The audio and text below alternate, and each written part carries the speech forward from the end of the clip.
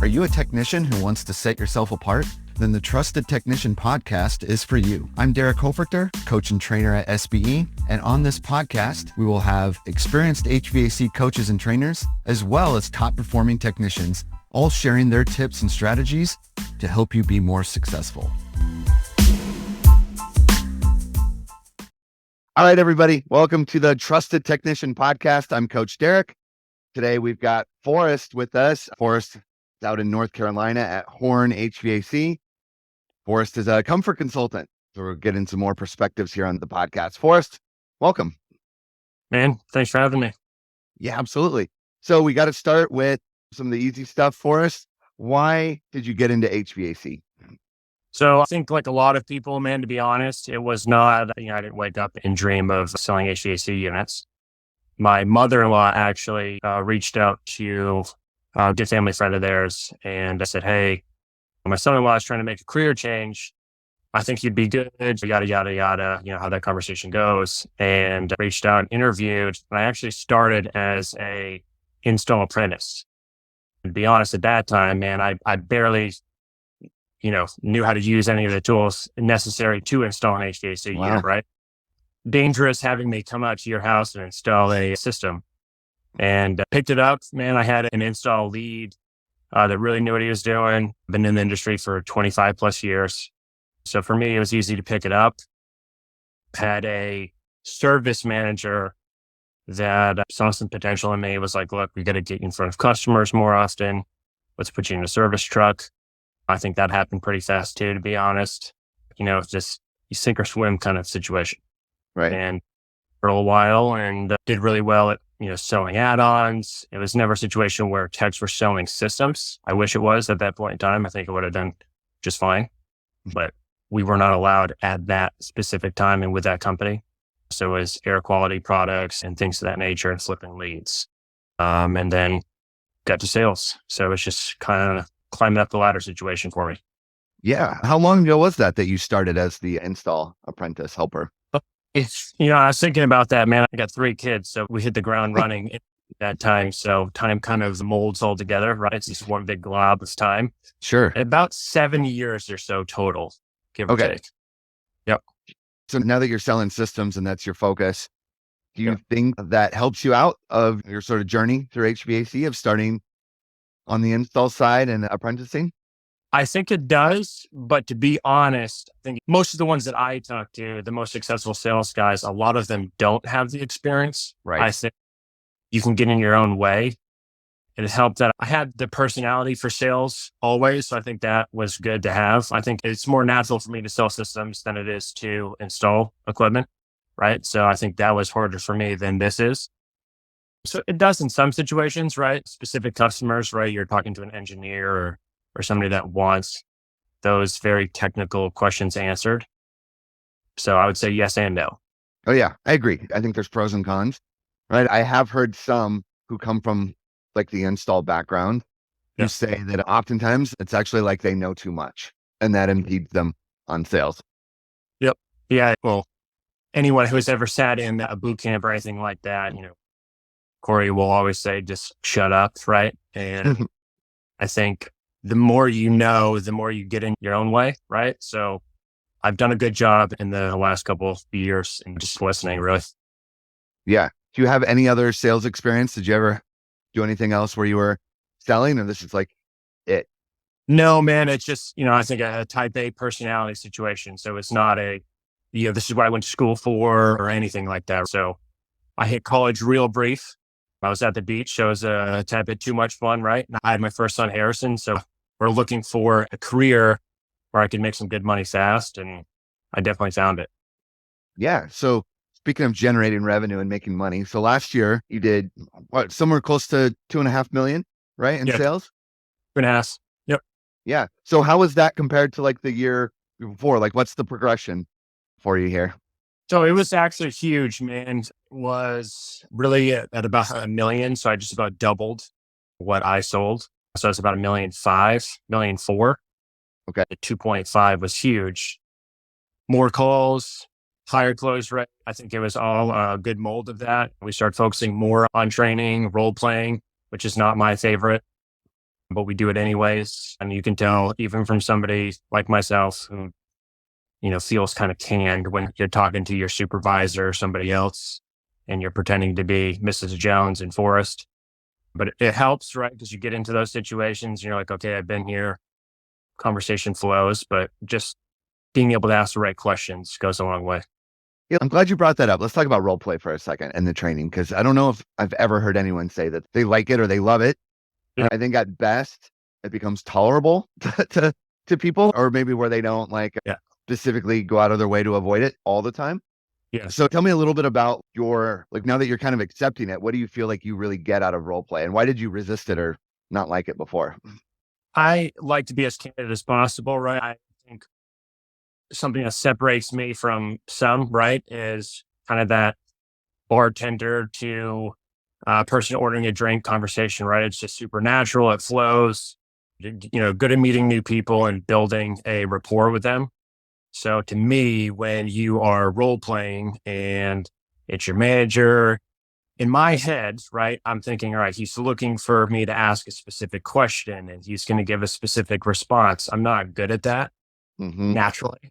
So that was I guess the kind of hang up on it is like, man, this is so canned. He's been on ride-alongs with me. Somebody might be a Boston Celtics fan and they're a banker, or a guy takes the trash out and he goes fishing, right? So it's different conversations with different people. And it was just one of those things I wasn't naturally good at, but it helps because at the end of the day, you're trying to close a sale. And there are specific questions you need to ask, and there's specific answers you need to get if you are going to get a sale, right? So I ended up just saying screw it and getting in line. Let it happen. Just accept it and let it happen. Yeah. Yeah. Being a coach, obviously I do a lot of role play, and I'm on the other end too, right, of like trying to talk guys like you into, hey, just do this with me. I promise there's some benefit in there, some value in it. So have you seen scenarios though, where you're like, man, that role play actually did come in handy for this scenario, or I am actually glad we did practice that specific question a bunch. Have you now been on that side of it where you see the value in it? For sure. I think the biggest thing is being okay with an awkward silence. I think at any sales environment, you need to be okay with that because people will pick up and, let's say nobody's saying anything for 5 seconds and then you just rip something out of nowhere and now you're talking. They didn't ask for it, right? And you can kind of dig yourself a hole. But when you sit there and let them ponder, they typically have, mouth diarrhea, and you'll get to the bottom of the situation, right? Yeah, I'm glad you specifically mentioned that, because that's something I talk a lot when I run trainings, is to just be comfortable with letting the homeowner think about it. Like you don't always have to invade their thought process, right? People aren't experts in HVAC. They're not sitting around thinking about it. They haven't contemplated all of these things. And so when are they ever going to get the chance to think about it if you're just hijacking their train of thought? Yes. So I definitely know some people that are successful high pressure sales guys, but I think you have a lot higher chance of getting buyer's remorse or somebody canceling on you the more you push or the more you try to invade how they're potentially getting to that sale or that purchase. So it's a lot easier for me to do it this way rather than, jumping down somebody's throat. It works great for me. Yeah. I don't know, probably a lot of people listening to it, it's very common, right? They're thinking, yeah, I really struggle with, someone's got to say something. I got to say something. I got to fill this. I got to have like all these things memorized. Or sometimes the most effective thing in the moment is just to be quiet. It's tough, 100% is, man. Yeah. Okay. So you did close to 2.5 last year. That was a huge jump from a tactics or a strategy standpoint. What do you think was that difference? You mentioned improving your close rate, improving your ticket. If you had to boil last year's improvement down to 2 to 3 things, what do you really think it was from a tactic or strategy standpoint? So definitely consistency. I am naturally very disorganized, right? So I'm kind of fly by the seat of my pants. I'm just I'm going, right? It's always forward. I might not be really going forward because I'm having to do things once and twice and 3 times. I forgot my keys. Oh shit, I got to turn back around, that sort of situation. So keeping track of all my leads. I know follow-ups is something we all hate, right? But I definitely close some on follow-up calls. Understanding, look, slow down, ask the questions It's okay if you go over, an hour and a half, right? If you are using your time wisely and you're getting somewhere, stay there and close it, right? So it makes more sense to spend the time now than later. That's definitely helped. Just making sure I don't let it get away from me. You might have to ask those questions 2 and 3 times or even 4, right? When people are kind of resisting to give you that answer. And I think that was a big thing for me too. It's just, look, they might not give you the right answer or the answer you're looking for to actually get the sale, but move away from it and ask it again, right? When the conversation gets more comfortable, they start giving you more information. When you first get to the house, so you're running a lead turnover or marketed lead, whatever the reason was that you're now there. You Sure. knocked on the door, they open, you get all the like, hey, whatever intro stuff out of the way. What do you feel like you need to accomplish in that first portion? Is there any specific strategy for kind of getting the whole thing going? I definitely will look around, right, and look for a good ice-breaking question. I do on the phone, ask him if I can grab him a coffee, depending on what, he's saying on the phone. I might even say a 6-pack or a pack of cigarettes, right, to make it a very obvious joke. Yeah. And that typically lets their guard down. But a good upfront contract, I definitely always try to situate them to understand, look, I'm going to be out here for a specific amount of time, typically about an hour and a half.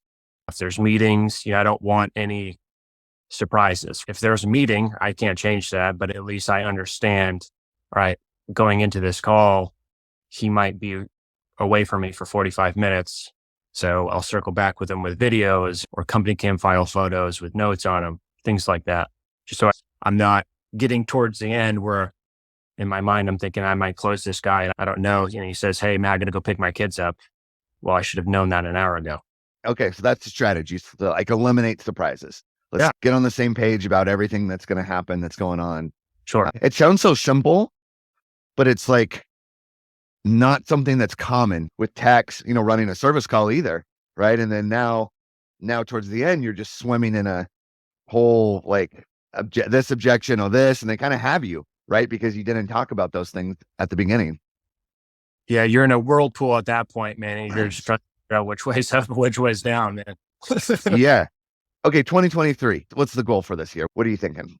Just making sure that I don't get in my own way, right? I might have, let's do power preferred lead, right? And they get 4 or 5 different, contractor names. And like any sales rep or service technician, you get a couple in a row and you're thinking, man, it's the lead's fault. It's this problem. Just throw it out, right? And just get rid of the mind trash and understand, look, they're going to buy something too, whether it's with you or somebody else.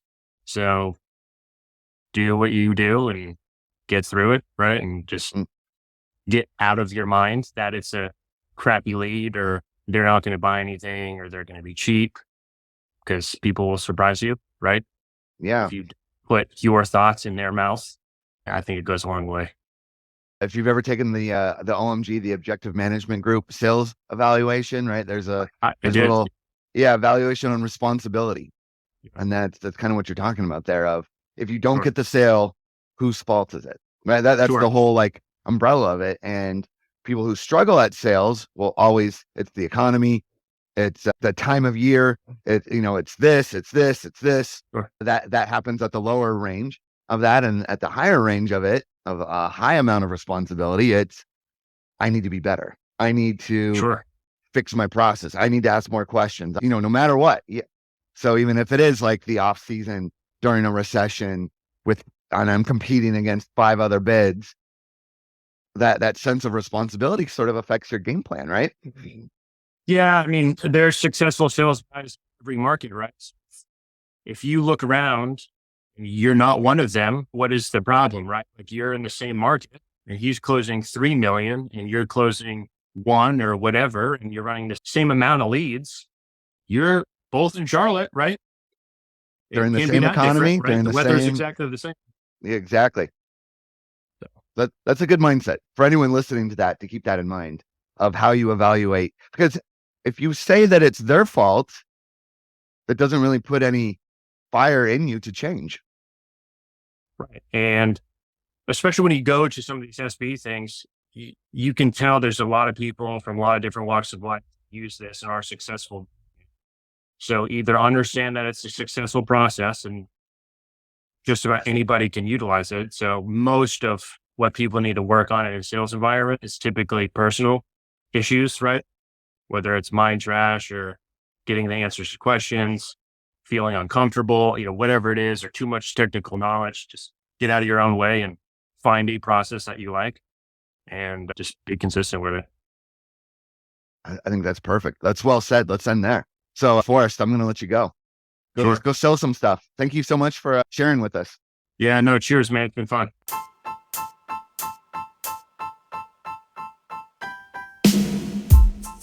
Are you a technician who wants to set yourself apart? Then the Trusted Technician podcast is for you. I'm Derek Hofrichter, coach and trainer at SBE. And on this podcast, we will have experienced HVAC coaches and trainers, as well as top performing technicians, all sharing their tips and strategies to help you be more successful.